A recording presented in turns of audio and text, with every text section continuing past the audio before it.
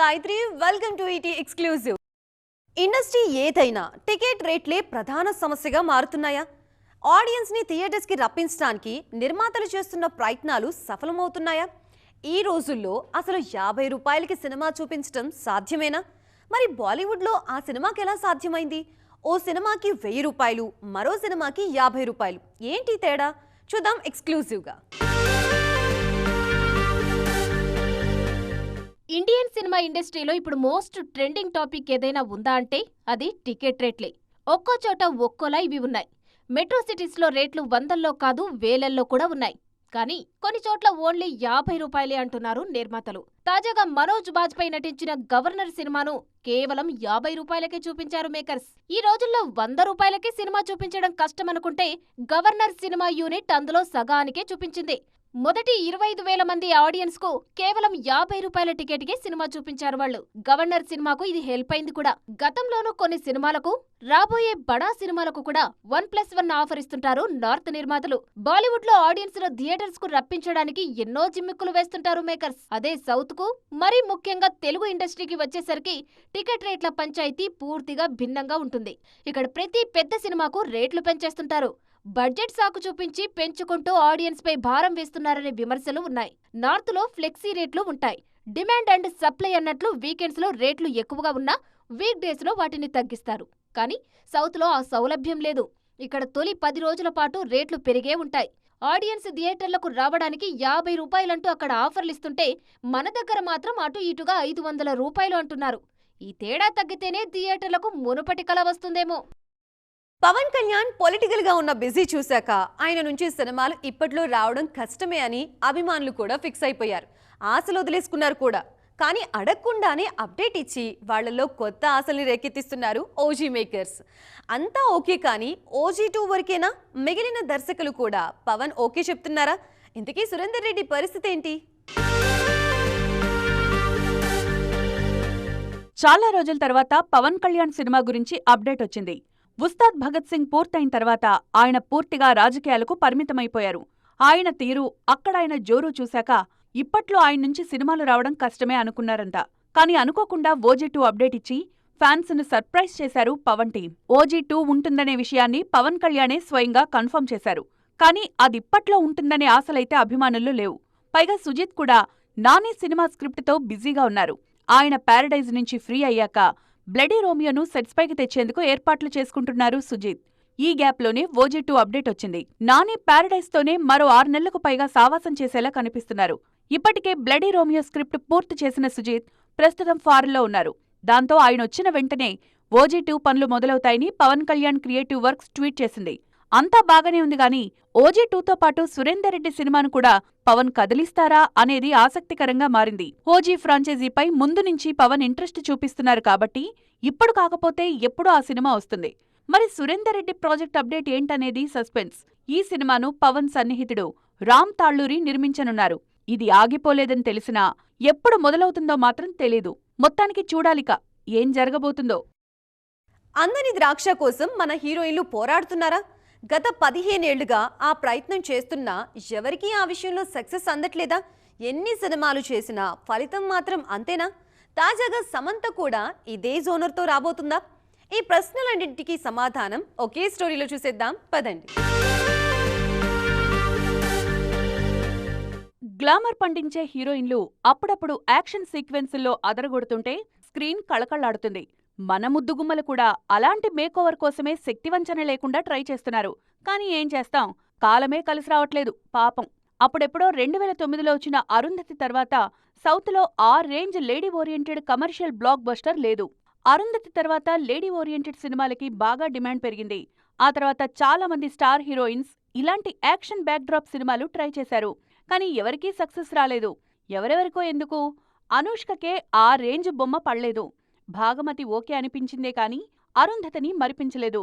కాజల్, నయనతార, తమన్నా, సమంత లాంటి బ్యూటీస్కు ఇదే జరిగింది. తాజాగా సమంత మరోసారి అలాంటి ప్రయత్నమే చేస్తున్నారు. మా ఇంటి బంగారంలో అదిరిపోయే యాక్షన్ పండిస్తున్నారు.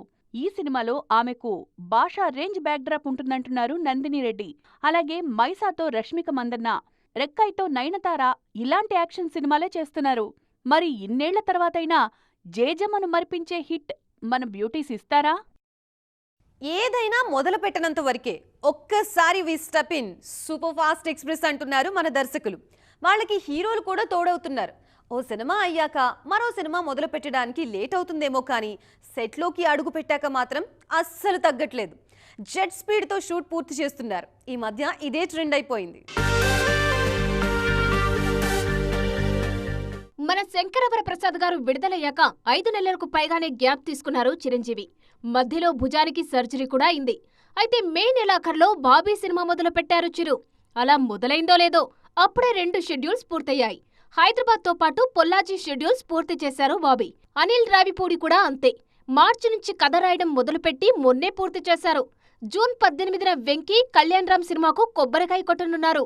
జూన్ 22 నుంచి రెగ్యులర్ షూట్ మొదలు కానుంది. ఈ సినిమాను కూడా ఎప్పట్లాగే సంక్రాంతి రిలీజ్ కి ప్లాన్ చేస్తున్నారు అనిల్ రావిపూడి. కళ్యాణ్ రామ్ తో 10 ఏళ్ల తర్వాత పనిచేస్తున్నారీన. బాలయ్య సినిమాకు కూడా ఇదే జరుగుతుంది.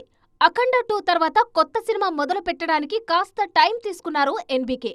కానీ గోపీచంద్ మలినేని సినిమా ఒక్కసారి సెట్స్ పైకి వెళ్లాక అస్సలు ఆగట్లేదు. అప్పుడే ముంబై షెడ్యూల్ పూర్తయిపోయింది. మొన్న జూన్ 10న బాలయ్య బర్త్డే సందర్భంగా టీజర్ కూడా విడుదల చేశారు. సినిమాను దసరాకు ప్లాన్ చేస్తున్నారు. సింగగీతం సినిమాను 94 ఏళ్ల వయసులో కేవలం 4 నెలల్లోనే పూర్తి చేశారు సింగీతం శ్రీనివాసరావు. జనవరి 31న మొదలుపెట్టి జూన్ 12న విడుదల చేశారు. విజయ్ దేవరకొండ రణబాలి షూట్ కూడా ఈ మధ్య 100 రోజులు పూర్తి చేసుకుంది. సెప్టెంబర్ 11న రానుంది. మొత్తానికి సెట్స్ పైకి వచ్చేందుకు టైం తీసుకున్నా వచ్చాక అస్సలు టైం వేస్ట్ చేయట్లేదు మన మేకర్స్. ఒకరోజు ఇండస్ట్రీలో ఏ అప్డేటు ఉండదు, సందడే కనిపించదు. సినిమాలు లేక సైలెంట్గా ఉంటుంది. కానీ ఒక్కో రోజు మాత్రం ఒకేసారి 3-4 అప్డేట్స్ వచ్చేస్తూ ఉంటాయి.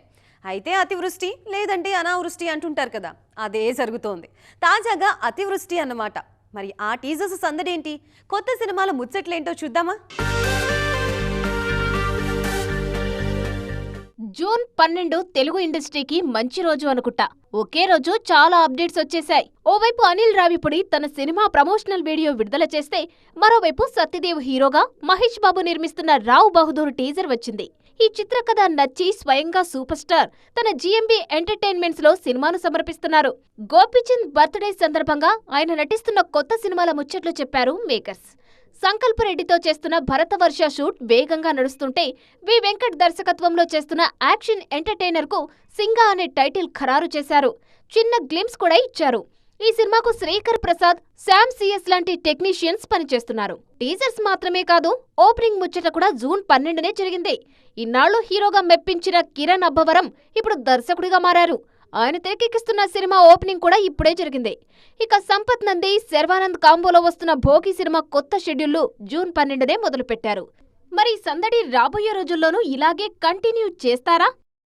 పైసా ఖర్చు లేకుండా ప్రమోషన్ చేయడం ఎలా అనే స్కూల్ ఉంటే దానికి ప్రిన్సిపల్ అనిల్ రావిపూడి. ఆయన ఆలోచనలు అలా ఉంటాయి. మరి నిర్మాతల జోబులోంచి డబ్బు తీయకుండా తన మూవీ గురించి ప్రేక్షకులు మాట్లాడుకునేలా చేయడంలో అనిల్ సిద్ధహస్తుడు. తాజాగా వెంకీ సినిమా మొదలవ్వక ముందే తన మార్క్ ప్రమోషన్ షురూ చేశాడు ఈ డైరెక్టర్. మరి అవేంటో చూద్దామా? చూస్తున్నారుగా, షూటింగ్ కాదు కదా, కనీసం ముహూర్తం కూడా పెట్టకముందే తన ప్రమోషన్ మొదలుపెట్టారు అనిల్ రావిపూడి. మామూలుగా ఎవరైనా అకేషన్ దొరికితే ప్రమోట్ చేస్తూ ఉంటారు. కానీ అనిల్కి అకేషన్తో అస్సలు పనిలేదు. అనుకుంటే చాలు అలా రిలీజ్ చేస్తూ ఉంటారు. గతంలో సంక్రాంతికి వస్తున్నాం మన శంకరవరప్రసాద్ గారికి తన ప్రమోషనల్ వీడియోలతోనే సగం హైప్ పెంచేశారు ఈయన. తాజాగా వెంకీ కళ్యాణ్ రామ్తో చేయబోయే మల్టీస్టారర్ కోసం అప్పుడే ప్రమోషన్స్ స్టార్ట్ చేశారు. ఎవరైనా సినిమాకి మ్యూజిక్ డైరెక్టర్ని అనౌన్స్ చేయాలంటే పోస్టరో వీడియోనో విడుదల చేస్తారు. అలా చేస్తే అనిల్ రావిపూడి ఎందుకు అవుతారు చెప్పండి. అందుకే పాత జంధ్యాల గారి స్టైల్లో ఓ సర్ప్రైజింగ్ వీడియో రిలీజ్ చేశారు ఈ దర్శకుడు. అందులో ఆయనతో పాటు జీవి ప్రకాష్ కూడా ఉన్నారు. బీమ్స్తో సాగిన 3 ఏళ్ల జర్నీకి కామా పెడుతూ కొత్త సినిమాకి జీవిని తీసుకున్నారు అనిల్. ఆ అనౌన్స్మెంట్ కూడా ఇదిగో ఇలా తనదైన స్టైల్లోనే ఇచ్చారు. ఈ దెబ్బతో వెంకీ అనిల్ సినిమా అప్పుడే ట్రెండ్ అవుతుంది. ముహూర్తానికి ముందే ఇలా ఉంటే రేపు షూట్ స్టార్ట్ అయ్యాక ఇంకే రేంజ్ ప్రమోషన్స్ చేస్తారో. ఏదేమైనా అనిల్ రావిపూడి అంటే ఆ మాత్రం ఉండాలిగా.